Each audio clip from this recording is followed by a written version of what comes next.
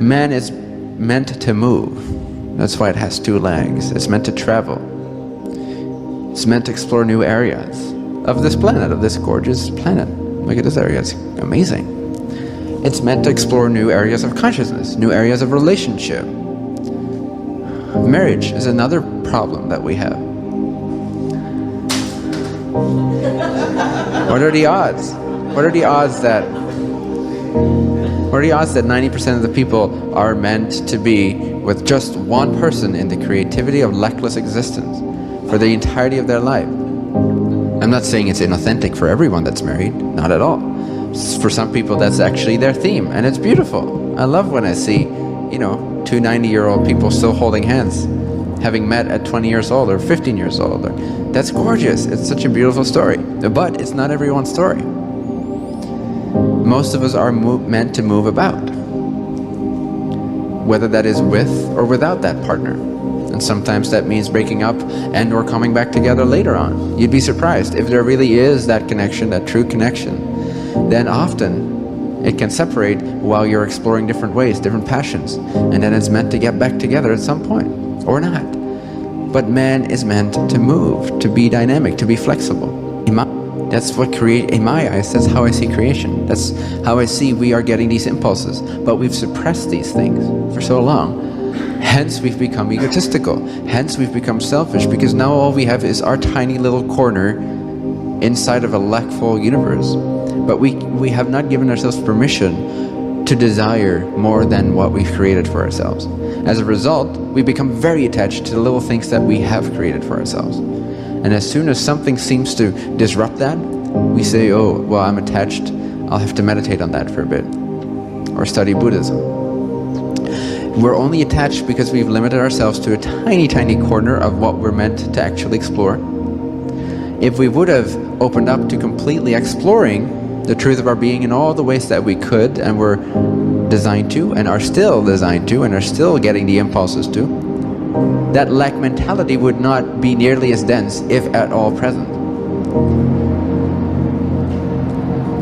And that's what we see when we look at people that are, shall we say, maybe more on a physical level adventurous, like people that travel a lot, and people that, I'm not saying that they're happy, I'm not saying that they figured out how to live life, or how, they've not completely figured out the science of happiness, not all of them. But you can see the difference between someone that has worked a 9-to-5 job that is not of their passion for decades, and someone that has traveled the world for decades and done what they love to do, whether that was physical, whether that gave them money or no money, that has met many, many people, has had many relationships. You can see a difference in aliveness, no? Just as a very general example. It's not always true, but generally speaking, we can sense, oh wow. This is simply because they have, in general speaking, followed the natural rhythm of creation a little bit more than we have taught ourselves, or some of us have taught ourselves to do.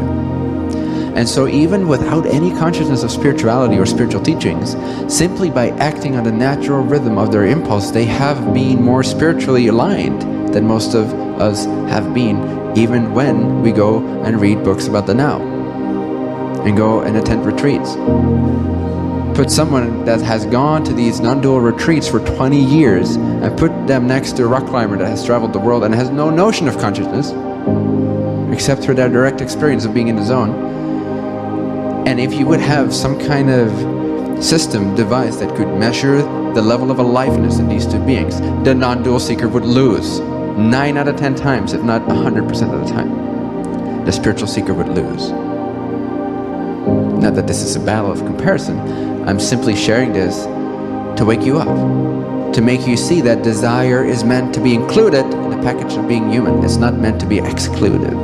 That is insistence, that is egotistical, that is you being selfish, thinking you know better than the intelligence of creation.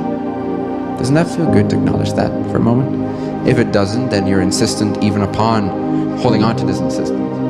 And then it feels good to acknowledge that. If that doesn't feel good, then you're insistent upon keeping the insistence. So just let it feel good, okay?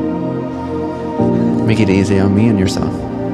It feels good to acknowledge that trying to keep away desires and passion and inspiration and bliss and excitement is a selfish thing to do.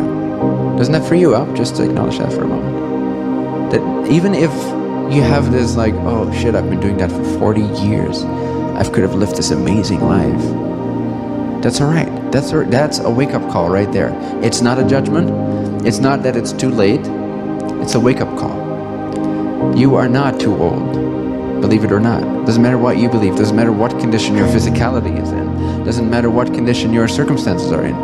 I've seen people change their lives overnight because they had a shift in consciousness, a shift in logic, therefore a shift in belief system, and the belief system energetically recreated the entirety of their circumstances, relationships, job, career, activities, physical existence like health, vitality, in a matter of weeks. The shift happens overnight, or can happen overnight, but the implementation of that can happen so rapidly as well, days, weeks, depending on how attached you are to your currently created vision. How afraid you are that if you let it break open and let it become more adventurous, how you'll end up with lack. If you collapse back into insistence that you know best, how to keep yourself safe, how to give yourself manageable amount of joy. If that's what you are not yet tired of, then that is your birthright. To have that choice. Choice is your birthright. Your higher self always has to. You will honor your free will, your free choice as a person. If you do not wish to receive, if you do not wish to allow, then you will not receive and you will not allow. That's not because it doesn't want to give it, it's because you're telling it no. And it's unconditional love. Unconditional love means that if a portion of itself generated out of the desire, out of the blueprint to create a most epic experience of itself, can be in humble ways. It doesn't have to be a rock star, can be through not ever being known in the public, but just helping out people or whatever. Whatever you're passionate about, when you act on it every single day, it makes you an epic expression of existence.